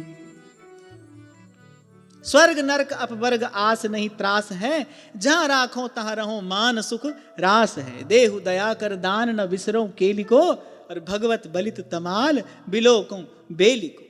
लेकिन जहां हम खड़े हैं यहां से वो छलांग नहीं लगाई जा सकती। जैसे कबीर जी ने कहा ना, सरगुण की सेवा करे निर्गुण को करे ज्ञान, और निर्गुण सरगुण ते परे तहां लगावे ध्यान। अच्छा, लक्ष्य तो यही होना चाहिए, क्योंकि जाना तो तीनों से ही परे है। जिन अब भ्रम ही गुण सलिल पर, जिहि नाम निमंगल लोक तिहु, सुहरि पद भज न विलंब कर। जाना तो तीनों से ही पार है, लेकिन जाया कैसे जाए उसका एक क्रम है, उसकी एक विधि है, उसकी युक्ति यहां पर श्रीमद् भागवत में भगवान वेद व्यास दे रहे हैं। पहले रजोगुण और तमोगुण के दुष्प्रभाव से मुक्त हो, सत्वगुण बढ़ाकर, और फिर उपरति के द्वारा अनारंभ नहीं करना है कोई भी कार्य अपनी ओर से, आरंभ श्री जी की इच्छा से जो होता रहे। हम किस भाव में रहें? परमारथ व्यवहार बनो के ना बनो, अंजन है मम नैन सदा भगवत सनो, देहु दया कर दान न बिसरो केली को, भगवत बलित तमाल बिलोको बेली। इसलिए आपको कहा कि हो सकता है ये बात अभी समझ में न आए, क्योंकि थोड़ी दूर की बात है, तो अभी हो सकता है समझ में न आए। जाना यही है, लक्ष्य यही है, और उसका क्रम यही है, उसका मार्ग यही है। तो फिर कहा सत्वगुण के द्वारा रजोगुण एवं तमोगुण पर, एवं उपरति के द्वारा। अच्छा, ये उपरति सहज आ जाती है, कुछ करने की अब इच्छा नहीं है। इसी भाव स्थिति में स्थित होकर व्यास जी ने गाया है, मैं बैठी रहूं कुंजन के कोने, बैठी रहूं कुंजन के कोने, श्याम राधिका गाऊं किशोरी तोरे चरणन की। इसीलिए तो श्री सेवक जी महाराज ने आदेशात्मक स्वर में प्रथम प्रकरण में कहा, शुक मुख वचन जो श्रवण सुनावहु, तब श्री हरिवंश सुनाम कहावहु। अब जीवन भर गाओ, बैठी रहूं कुंजन के कोने, श्याम राधिका गाऊं। जो जीव की दशा है, उस दशा को देखते हुए ऐसी स्थिति प्राप्त हो जाएगी। खूब गाते रहो, हमको तो नहीं लगता ऐसे हो जाए। वहां तक पहुंचने के लिए कुछ मार्ग है, वो मार्ग यहां दिया गया। ये बहुत महत्वपूर्ण विषय है। पहले जीवन में सत्वगुण बढ़ाकर रजोगुण और तमोगुण के दुष्प्रभाव से मुक्त हो। सत्वगुण बढ़ाने की विधि क्या है? 3 बात: सात्विक भोजन, सात्विक पवित्र स्थान और सत्संग। रेमन रसिकन संग विन रंच न उपजय प्रेम। और फिर उपरति के द्वारा, फिर जब सत्वगुण बहुत बढ़ जाए, और आपको मैंने पहले भी शायद एक बार संकेत किया था, जब सत्वगुण बढ़ेगा तो जैसे सफेद के अनेक रंग होते हैं ना, अनेक शेड्स होते हैं, कम सफेद, अधिक सफेद। जैसे यहां कितने लोग सफेद पहनकर बैठे, सबका सफेद अलग अलग है। तो जब पहले सत्वगुण बढ़ेगा तो उसका लक्षण क्या होगा? करुणा, जीव मात्र के प्रति करुणा। और शुद्ध हो जाएंगे जब चेतना और विमल हो जाएगी, फिर शांति, परम शांति। फिर उसके पार मैं बैठी रहूं कुंजन के कोने, श्याम राधिका गाऊं, किशोरी तोरे चरणन की रज पाऊं। और फिर एक बड़ी सुंदर बात यहां कही, रजस्तमश्च सत्त्वेन सत्वं चोपशमेन च एतत् सर्वं गुरौ भक्त्या पुरुषो यञ्जसा जये। अब नारद जी ने कहा, युधिष्ठिर ये सब सुन के घबरा मत जाना, इतना काम करना पड़ेगा। अब घर परिवार में रहने वाला, संसार व्यवहार में रहने वाला व्यक्ति कैसे कर पाएगा ये सब? तो ये सब कहने के बाद अंत में क्या कहते हैं? एतत् सर्वं गुरौ भक्त्या पुरुषो यञ्जसा जये। श्री गुरुदेव की भक्ति के द्वारा साधक इन सभी दोषों पर बड़ी सुगमता से विजय प्राप्त कर सकता है। इसलिए थोड़ी देर पहले जब विद्या की बात आई ना, हमारे लिए विद्या क्या है? विद्या हरिवंश मंत्र चतुर अक्षर जपत सिद्धि भव उद्धरणम। हमारे लिए विद्या यही है, बस एक शब्द हरिवंश नाम राख्यो समीप करी। हमारे लिए उपासना पद्धति क्या है? हरिवंश नाम बिसरे न छिन, श्री हरिवंश सहाय भल।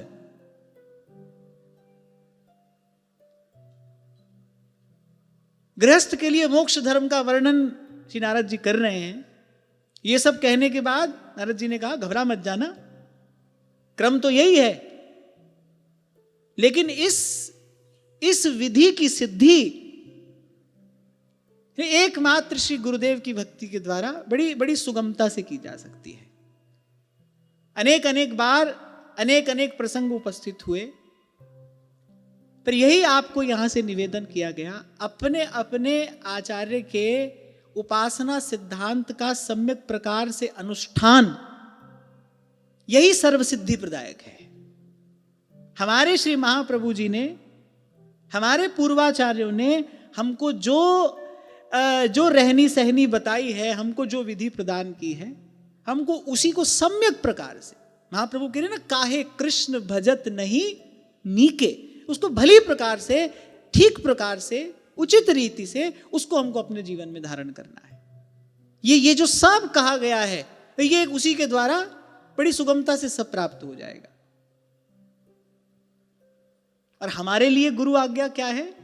हमारे लिए गुरु आज्ञा पहली बात तो यही है भाई, कि जाम घटी बिसरे नहीं। यह जो पर्यो मोहि सहज स्वभाव, श्री हरिवंश नाम रस चाव, नाम सुदृढ़ भव तरन को।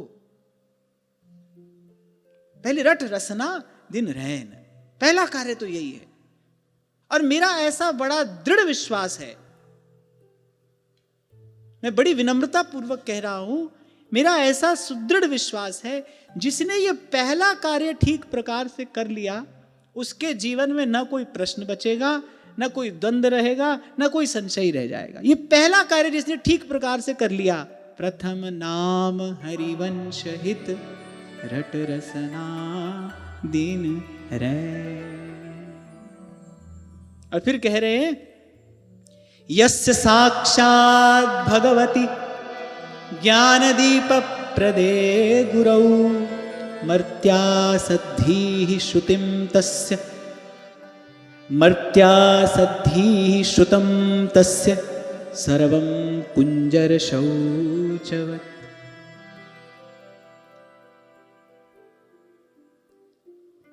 बोले हृदय में ज्ञान का दीपक जलाने वाले गुरुदेव साक्षात भगवान ही हैं।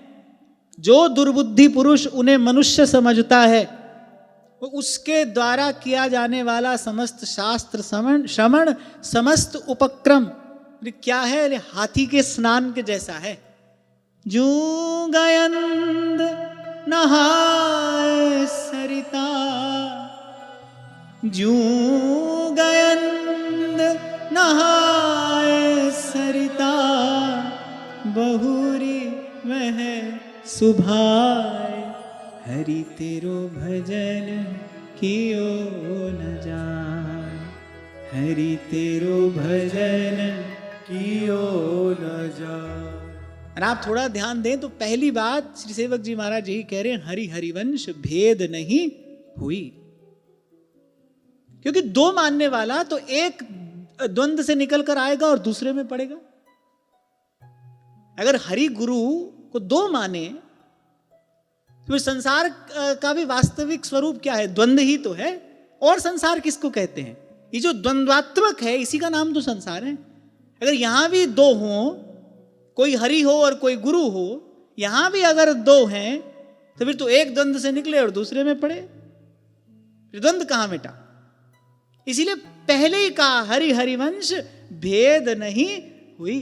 और यहां ये सब कहने के बाद श्री नारद जी ने कहा कि युधिष्ठिर, ये सब दैवी संपद केवल गुरुचरणों की भक्ति से, केवल गुरुचरणों की निष्काम सेवा से बड़ी सुगमता से प्राप्त की जा सकती है। और जो दुर्बुद्धि पुरुष गुरु को ही मनुष्य समझता है, यहां एक और बात कही जा रही है परोक्ष रूप से, माने कहीं भी अगर गुरु को ईश्वर से न्यून समझता है, थोड़ा कम समझता है, तो उसके द्वारा किया जाने वाला समस्त शास्त्र श्रवण, उसके द्वारा किए जाने वाले सभी पुरुषार्थ हाथी के स्नान जैसे हैं। हाथी स्नान करके आता है, फिर धूल डालता है, और जिस सूंड से जल डालता है अपने ऊपर, उसी से धूल भी डालता है।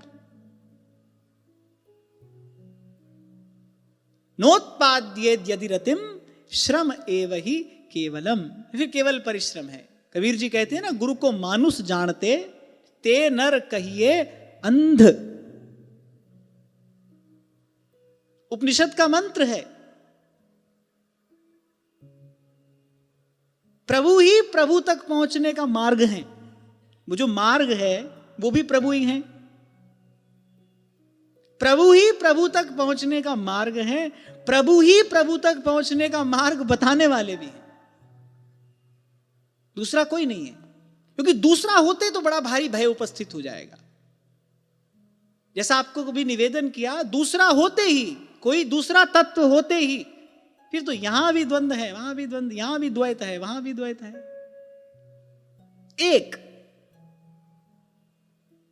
इसीलिए हमारे यहां लीला विनोद के लिए, लीला विस्तार के लिए हरि राधा वृंदावन सहचरी कहते हुए भी, पर रसिकों ने, रसिकाचार्यों ने यह सिद्धांत नहीं छोड़ा, वो उसी एक हित तत्व का ही विलास है, एक का ही विलास है, चार नहीं है। और कहीं भी आप देखें, भक्त भक्ति भगवंत गुरु चतुर नाम वपु एक, इनके पद वंदन किए नासई विघ्न अनेक। दो होते तो फिर तो झंझट है भाई, दो में तो झगड़ा है। अब दो होंगे तो फिर दो मन होगा, दो मन होंगे तो दो रुचि होगी। और वहां ध्रुवदास जी सिद्धांत में कह रहे जब ताई दो ही मन दो ही रुचि, अब ताई प्रेम कहां पाएगी। एक अनंत अनंत सहचर्या होते हुए भी मन सबका एक है। सबके मन में एक काल में एक ही इच्छा का स्फुरण होता है, दूसरा नहीं, क्योंकि दूसरा कोई है ही नहीं, एक।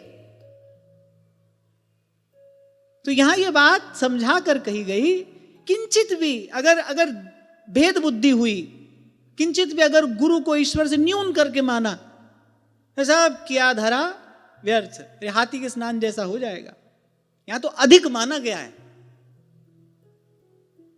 अधिक माना गया। जो हरिवंश को धर्म सिखावे, सोई तो मेरे प्रभु ते प्रभु भारी। अधिक तो माना गया है, कम नहीं।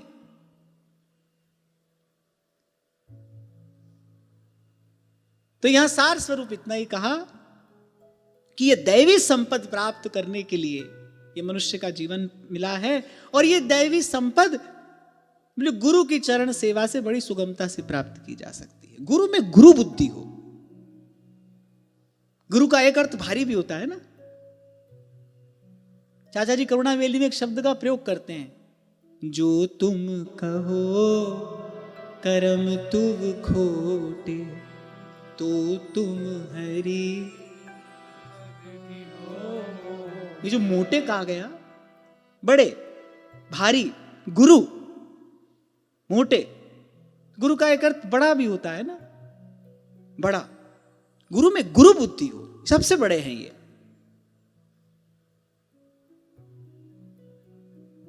यही सबसे बड़े हैं मेरे लिए, यही सबसे बड़े हैं। गुरु में गुरु बुद्धि हो, बुद्धि में वो गौरव हो गुरु के प्रति। तो कहा फिर एक गृहस्थ को ये दैवी संपद बड़ी सहजता से प्राप्त हो जाती है। दो बात मुख्य रूप से कही गई हैं इन दो अध्यायों में। सार स्वरूप जो बात कही गई, पहला, नियम पूर्वक सत्संग करे, साधु संगति करो अनुदिन राति। रसिकन को संग करे निस्दिन, या में प्रमाद ना करे। और किसी नियम में ढिलाई हो जाए, पर सत्संग के सेवन में प्रमाद नहीं होना चाहिए। क्यों? क्योंकि समस्त मंगलों का मूल सत्संग ही है।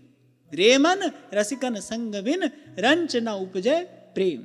और अपनी तो भाई इस बात में पूरी श्रद्धा है, ये बिखरा हुआ मन कैसे सिमटेगा।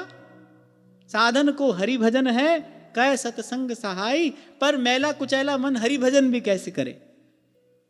सत्संग ही हरि भजन में लगाने वाला भी है, और सत्संग ही भजन भाव को बढ़ाने वाला भी है। पहली बात सत्संग है, और यही सिद्धांत भी है, यही श्रुति शास्त्र सम्मत सिद्धांत है। प्रथम भक्ति संतन करी संगा, पहला सिद्धांत यही है। तो जो कल्याणकामी हो, जो कल्याण चाहता है, जो श्रेय की सिद्धि चाहता है, वो दृढ़ता पूर्वक, विश्वास पूर्वक, श्रद्धा पूर्वक और नियम पूर्वक सत्संग का सेवन करे। ये आज जो हम कह सुन रहे हैं, सत्संग का ही तो प्रसाद है।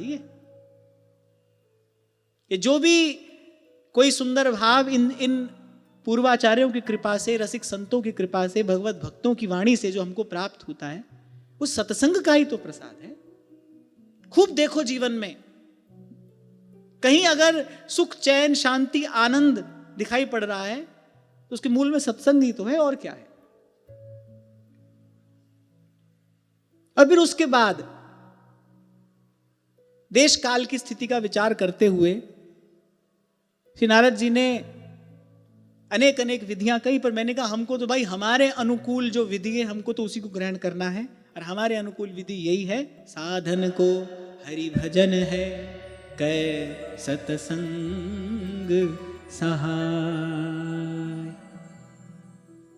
फिर श्री नारद जी ने अपने पूर्व जन्म का वृतांत कहा कि देखो, संतों की अवज्ञा से दासी पुत्र हुआ, फिर उन्हीं संतों की सेवा से,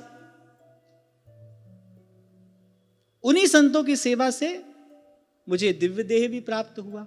तो साधु सेवा की अवज्ञा का परिणाम क्या है और साधु सेवा का प्रसाद क्या है, दोनों ही बातें श्री नारद जी ने महाराज युधिष्ठिर से बताई। और फिर नारद जी ने तो यहां तक कहा, संत सेवा से ही भगवान प्रसन्न होते हैं। इसीलिए व्यास जी ने गाया, भावत हरि प्यारे के प्यारे, भावत हरि प्यारे के, जिनके दरस परस हरि पाए, जिनके दरस परस हरि पाए, सुधरे भाग हमारे, भावत हरि प्यारे के प्यारे, भावत हरि प्यारे के प्यारे। बड़े दीर्घ काल से यह संवाद चल रहा है, पर नारद जी बार बार एक बात महाराज युधिष्ठिर से कह रहे हैं, यूयं त्रिलोके बत भूरि भागा, लोकं पुनाना मुनयोभियन्ति, येषां गृहाणा वसतीति साक्षात् गूढ़ं परं ब्रह्म मनुष्यलिंगम्, सवायं ब्रह्म महद्विमृग्यम्, कैवल्य निर्वाण सुखानुभूतिः, प्रियः सुहृद्वः खलु मातुलेय, आत्मार्हणीयो विधिकृत गुरुश्च। पहले भी नारद जी ने कहा, 2 बार कहा, फिर कह रहे हैं, बोले युधिष्ठिर, इस मनुष्य लोक में तुम लोगों के भाग्य अत्यंत प्रशंसनीय हैं, क्योंकि तुम्हारे घर में साक्षात परात्पर परब्रह्म पूर्ण पुरुषोत्तम मनुष्य का धारण करके छिपकर निवास कर रहे हैं। इसी कारण तुमको सत्संग मिल रहा है। ये जो भगवान तुम्हारे पक्ष में है, जो छिपकर भगवान तुम्हारे घर में रह रहे हैं, इसी कारण तो सारे संसार को पवित्र कर देने वाले बड़े बड़े तपस्वी, मनस्वी, तेजस्वी, उनका दर्शन करने के लिए तो आते हैं। चारों दिशाओं से तुम्हारे पास में आते हैं बड़े बड़े महापुरुष, निरंतर जिनको ढूंढते रहते हैं। यो ब्रह्म रुद्र शुक नारद भीष्म मुख्यैरालक्षितो न सहसा पुरुषस्य तस्य, वो परब्रह्म परमात्मा, वो सच्चिदानंद घन विग्रह, वो श्री कृष्ण, बोले वे ही तुम्हारे प्रिय हितैषी मातुलेय, मातुलेय अर्थात ममेरे भाई, वो तुम्हारे पूज्य भी हैं और तुम्हारे आज्ञाकारी बनकर भी रहते हैं। नारद जी तो बड़े आनंद में हैं, आनंद में भरकर कह रहे हैं महाराज युधिष्ठिर से, देखो तुम्हारा कैसा ऊंचा भाग्य है। बड़े बड़े महापुरुष जिनको समाधि की अवस्था में जाकर खोजते हैं, जिनका अन्वेषण करते हैं, लेकिन उनका पता नहीं पाते। आलक्षितो न सहसा पुरुषस्य तस्य, वो देखो वो तुम्हारे घर में छिप कर रह रहे हैं। कभी तुम उनकी पूजा करते हो और कभी वो तुम्हारे आज्ञाकारी हो जाते हैं, तुम्हारे परम हितैषी के रूप में, परम सुहृद के रूप में। तुम तो उनको अपना ममेरा भाई ही समझते हो। नारद जी ने यह भी कह दिया, तुम तो उनको अपना ममेरा भाई ही समझते हो युधिष्ठिर, पर वो कौन है? माया के लेश से रहित, परम शांत, परमानंद अनुभव स्वरूप, वो वेदों के प्रतिपाद्य तत्व, वेदों के महावाक्य उन्हीं का ही प्रतिपादन करते हैं। उनके अतिरिक्त दूसरा कोई और ईश्वर नहीं है। वो जो सच्चिदानंद घन विग्रह श्री कृष्ण हैं, वो तुम्हारे सुहृद, तुम्हारे स्नेही, तुम्हारे गुरु, तुम्हारे आज्ञाकारी बनकर तुम्हारे घर में छिप कर निवास कर रहे हैं। तुमसे ऊंचा भाग्य और किसका होगा? न यस्य साक्षात् भवपद्मजादिभिः रूपं धिया वस्तुतयोपवर्णितं मौनेन भक्त्योपशमेन पूजितः प्रसीदतामेष ससात्वतां पतिः। आपको याद हो तो इस श्लोक पुनः उच्चारण किया गया है यहां पर। नारद जी कह रहे हैं शंकर ब्रह्मा आदि भी अपनी सारी बुद्धि लगाकर वो यही हैं नहीं कह सकते। माने उनको पूरी तरीके से कोई नहीं जानता है, इदमित्थम कही जाए ना सोई। और शंकर ब्रह्मा अपनी पूरी बुद्धि लगाकर भी ये नहीं कह सकते कि हमने उनको जान लिया। उनके द्वारा भी वो सतत अन्वेषणीय तत्व ही हैं, खोज ही रहे हैं वो। अब तक कहीं पहुंचते हैं और वहां से आगे कुछ और दिखाई पड़ने लगता है। इसीलिए भगवान का नाम अनंत है, इसीलिए वो अजित हैं, अजित हैं, अनंत हैं। तो वो यही हैं ऐसा तो वो भी नहीं कह सकते। नारद जी ने यहां बड़ी बड़ी विनम्रता पूर्वक एक निवेदन किया कि मैं तुमसे तो कह रहा हूं तुम्हारे घर में छिप कर रह रहे हैं, पर इसका अर्थ ये नहीं है कि मैं उनको जानता हूं। ये नारद जी की विनय है, ये नारद जी का शील है। तुमसे तो कह रहा हूं, पर इसका अर्थ ये नहीं है कि मैं उनको जानता हूं। इसीलिए कहा कि शंकर ब्रह्मा आदि भी अपनी सारी बुद्धि लगाकर वे यह हैं, यही हैं, इस स्वरूप में उनका वर्णन नहीं कर सकते। फिर हम तो कर ही कैसे सकते हैं? कहा हम तो केवल मौन भक्ति और संयम के द्वारा उनकी पूजा करते हैं। अब स्मरण आया, इस श्लोक पहले भी नारद जी के द्वारा कहा गया, हमने विस्तार से इस विषय पर चर्चा की थी, मौन भक्ति और संयम। बस वो हम पर कृपा करें और हमारी ये पूजा स्वीकार करके हम पर प्रसन्न हो। और फिर इस सप्तम स्कंद के अंतिम अध्याय में श्री सुखदेव जी महाराज कह रहे हैं, परीक्षित, देवर्षि नारद से ये सब प्रसंग सुनकर महाराज युधिष्ठिर को अतिशय आनंद हुआ। प्रेम में भरकर, भाव में भरकर उन्होंने नारद जी और फिर नारद जी ने जिनका संकेत किया, जिनका पता बताया, जिनसे सब संबंध महाराज युधिष्ठिर मानते हैं, उन प्रभु के श्री चरणों की आराधना की।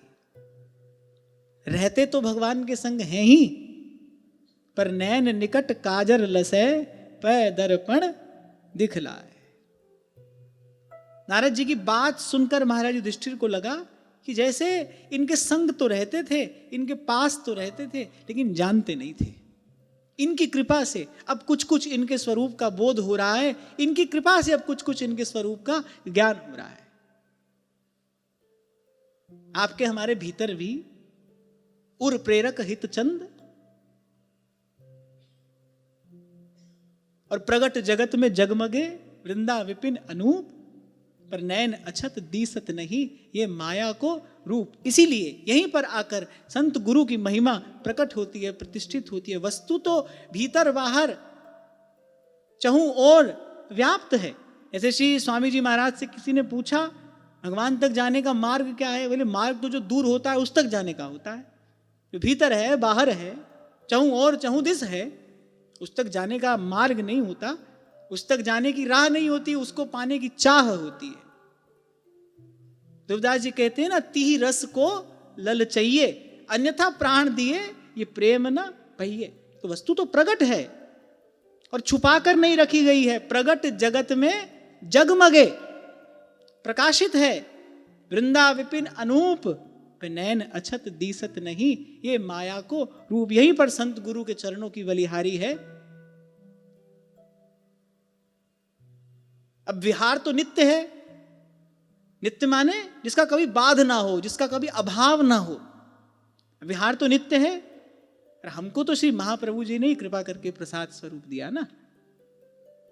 वस्तु तो थी, है और रहेगी, पर हम जो यहां बैठकर कह रहे हैं, सुन रहे हैं, ये जो आनंद ले रहे हैं, ये तो श्री महाप्रभु जी के चरणों की बलिहारी है। तो कहा कि सदा से संग रह रहे हैं श्री कृष्ण के। पर जब नारद जी से ये जो श्रवण किया सत्संग के बाद, फिर वो भगवान में महत बुद्धि हुई। विचार ही करते रह गए महाराज युधिष्ठिर, आश्चर्य की सीमा नहीं रही। ये वही हैं जिनको हम अपना ममेरा भाई समझते हैं, अपना सखा समझते हैं, अपना सुहृद समझते हैं, अपना संबंधी समझते हैं। क्या ये वही हैं यो ब्रह्म रुद्र शुक नारद भीष्म मुख्यैरालक्षितो न सहसा शेष महेश दिनेश गणेश दिन रैन रटे पे ध्यान न पावे? क्या ये वही हैं? आश्चर्य और आनंद से अभिभूत महाराज युधिष्ठिर श्री कृष्ण के चरणों का आराधन करके श्री कृष्ण के चरणों के ध्यान में तन्मय होते हैं। और यहीं पर सप्तम स्कंद विराम लेता है।